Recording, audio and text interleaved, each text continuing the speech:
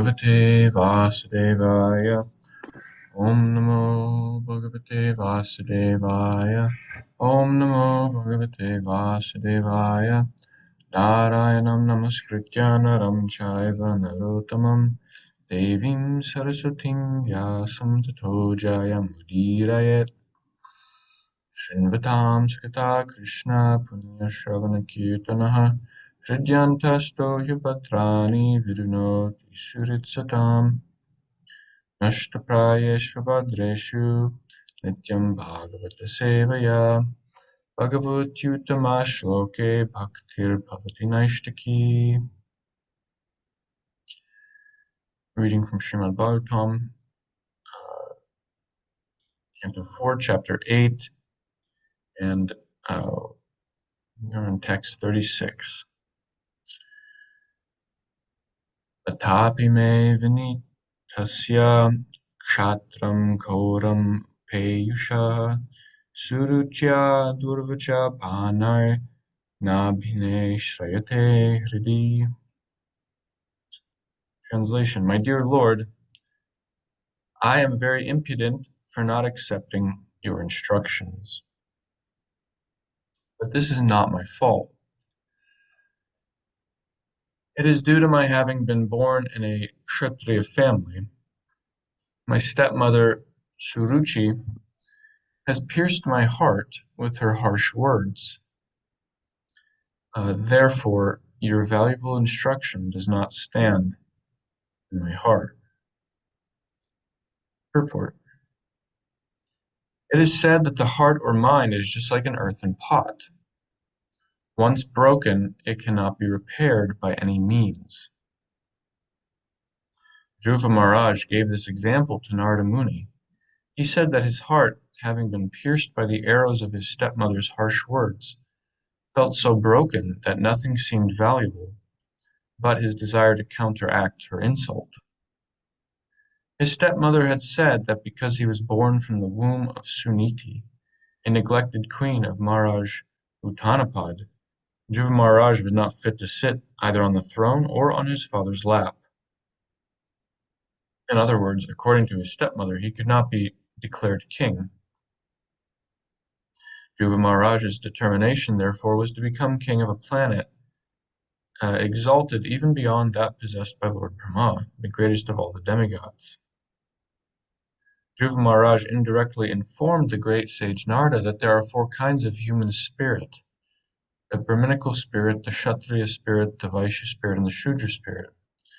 The spirit of one caste is not applicable to the members of another. The philosophical spirit enunciated by Narada Muni might have been suitable for a Brahmana spirit, but it was not suitable for a Kshatriya. Dhruva Maharaj frankly admitted that he was lacking in Brahminical humility and was therefore unable to accept the philosophy of Narada Muni. The statements of Dhruva Maharaj indicate that unless a child is trained according to his tendency, there is no possibility of his developing his particular spirit. It was the duty of the spiritual master or teacher to observe the psychological movement of a particular boy, and thus train him in a particular occupational duty. Dhruva Maharaj, having already been trained in the Kshatriya spirit, would not accept the Brahminical philosophy. In America, we have practical experience of this incompatibility of the Brahminical and Kshatriya temperaments. The American boys who have simply been trained as Shudras are not at all fit to fight in battle. Therefore, when they are called to join the military, they refuse because they do not have Kshatriya spirit. This is a cause of great dissatisfaction in society. That the boys do not have the Kshatriya spirit does not mean that they are trained in Brahminical qualities.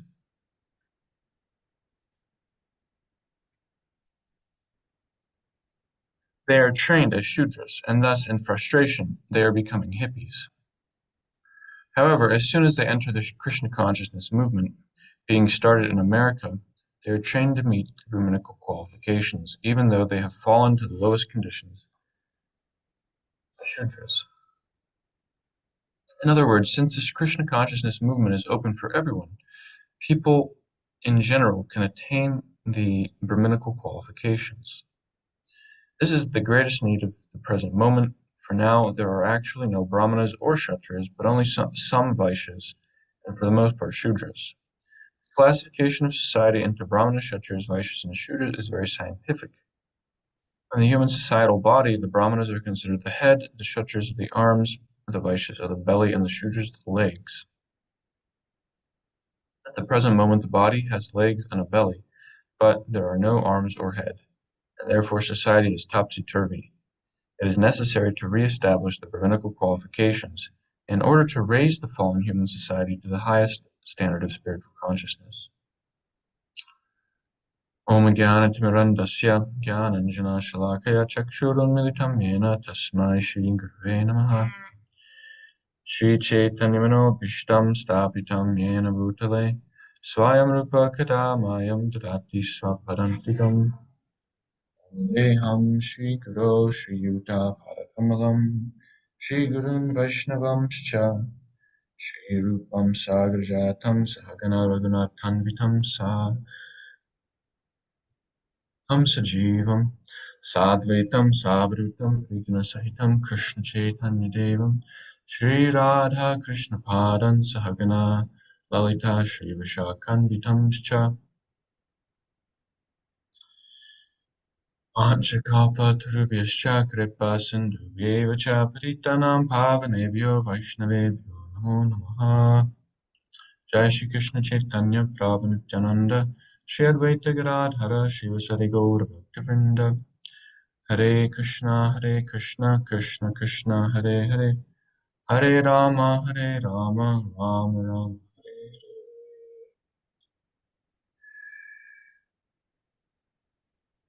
Thank you, devotees.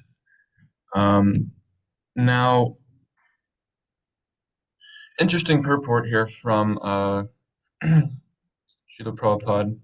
I wanted to make a quick comment before we get into some of the other topics about this. In America, the boys avoid the military service, and that's sometimes true, especially now we don't have to, there's no draft, there's no compulsory military service. But actually, those who actually go to war, 99% of them uh, don't enjoy it. Now, war is a terrible thing, and especially the way it is fought nowadays with no rules of dharma involved and that sort of thing. Take all that into consideration also. However, we hear in Bhagavad Gita, uh, what to speak of other literatures, how actually a Kshatriya is actually eager for a battle and they enjoy it. It is their nature. So, obviously, that people who go to war now are not Kshatriyas because they do not enjoy it. Again, that's for our common psychology, it's hard to even understand someone who would like a battle. Everyone's trying to get out of it, and even if they do go, they get what's called PTSD, post-traumatic stress disorder, because it's so horrible. But if you can imagine the Battle of Kurukshetra, all the absolute killing, the way the Mahabharata describes, literally rivers of blood, and the heads and the arms and the severed body parts are like turtles and like fish in this river of blood. So that's pretty gruesome. But yet it was described that the Kshatriyas are eager for battle and enjoy it, and it's just their nature. So it's just a thought that I didn't have before. That yes, absolutely, there are no Kshatriyas because you don't ever hear that anymore. People who have post-traumatic stress disorder. It's like someone with a different nature. They in the Mahabharata, I think, is the Mahabharata. This pastime is described of Oh, Parashuram was the like martial guru of, was it Karna? And I think Karna disguised himself as a Brahmana. I honestly don't remember those exact details, so I hope that's correct. But he was massaging his guru's feet, and again, this is the way I've heard it. I don't remember reading this exactly, but there was a bug biting him, and it was a bad bite, and he tolerated it to continue the service. And his guru only wanted to train up someone who's a Brahmana, and he was disguised as Brahmana. And when he saw that the bug had been biting him, and he was just tolerating it, he immediately understood this is not a Brahmana, this is a Kshatriya, because a Brahmana could not tolerate such pain. So only Kshatriyas have that nature of extreme uh, martial capability, certain physical tolerance for pain and suffering. So even Brahmana, whether it be Brahmanas, Vaishya, Shudras, uh, I think everyone would be pretty stressed out and traumatized from actual warfare, except Kshatriya. And that's just based off what we're hearing from the Shastra here. Now, again, that's not really taking into account modern day warfare, which is full of adharmic activity. Okay, that's a total tangent. Getting back to the actual substance of today's verse, um, I think it's interesting. Something that came to my mind was uh, this point about the broken heart. Is a very interesting comment. Um, look at the verse. He actually says this in the Sanskrit that, just a moment, Dhruva Maharaj actually says that Nabhine Shrayate Hridi Durvach Durvacha Bhanai, that by these arrows of bad words, of harsh words, by Surichi or Suruchi, my stepmother, Nabhine Shrayate Hridi, um, Nashrayate Hridi, the heart being pierced, Bine Hridi, uh, by these harsh arrows from my stepmother, Nashrayate, this instruction of yours, it's very good for somebody else, but it's not good for me. So there's another verse in the 11th canto it reminded me of, where Krishna specifically says this to Uddhava. It's in the 11th canto, and it's in a wonderful chapter called it's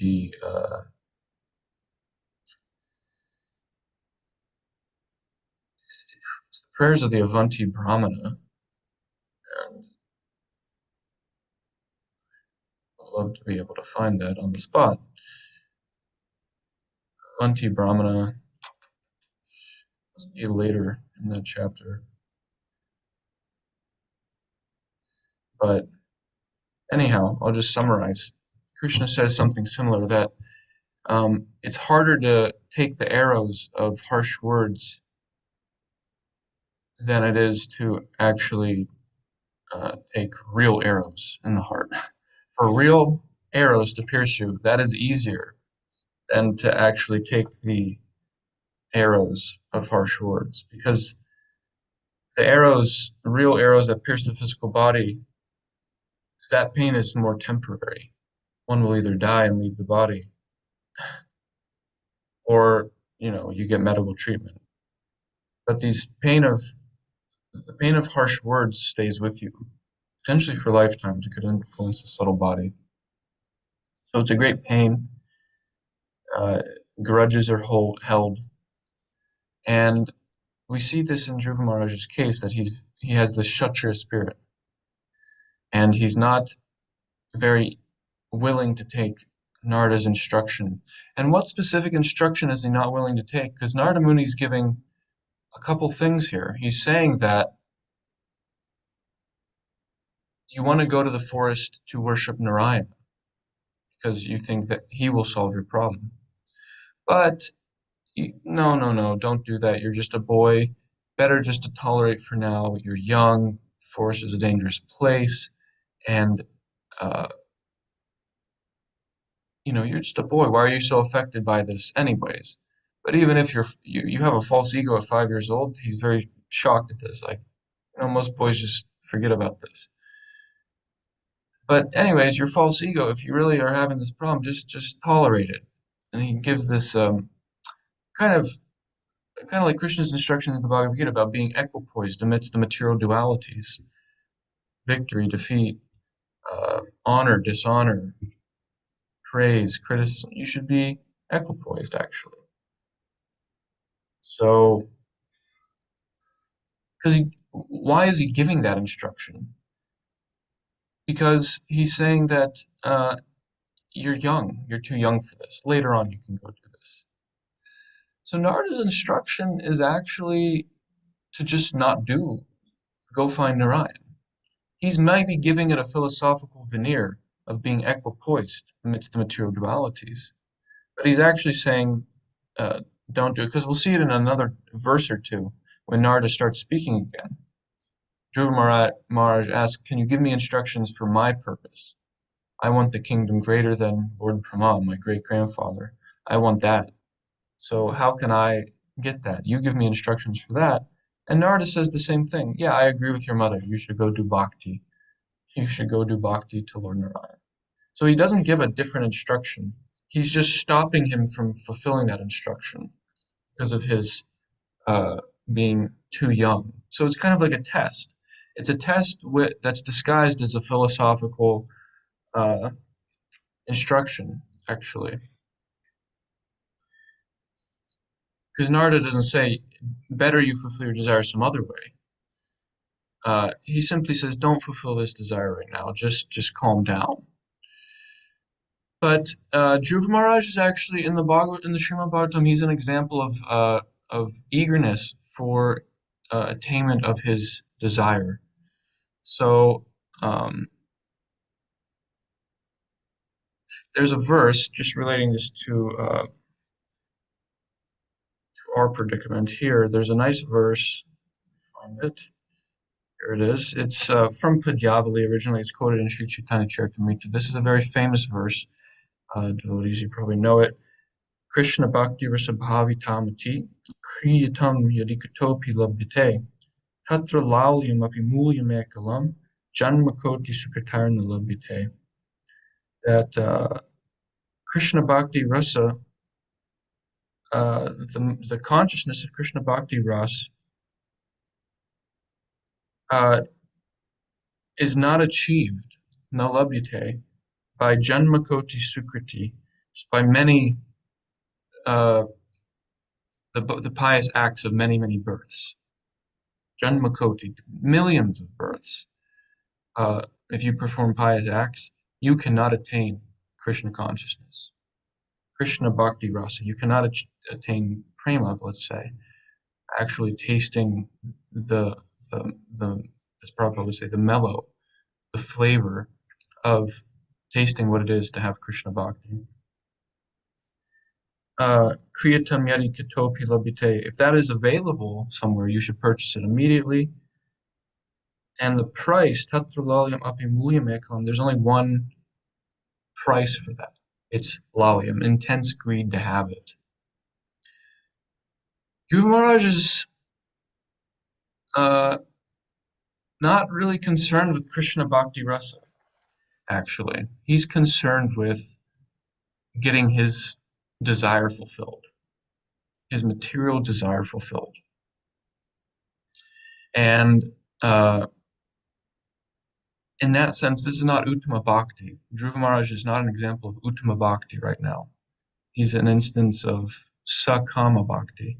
Because Uttama Bhakti, in this verse from Rupa Goswami, says Anukulyena uh, Krishna. Anukulyena Krishna Anushilanam.